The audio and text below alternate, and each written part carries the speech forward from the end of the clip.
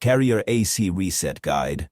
Fix cooling and power issues with reset button location. Step 1. Turn off power switch. Off the main circuit breaker for the AC, indoor and outdoor. Turn off any emergency or disconnect switch near the outdoor unit. Step 2. Find the reset button, usually a small red button, on the outdoor unit near the compressor or control box. Step 3. Press and hold with power still off.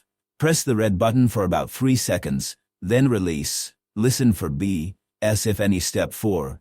Turn power back on. Flip the breaker and switches back on. Wait 1 minute for the system to reboot. Step 5. Test the AC.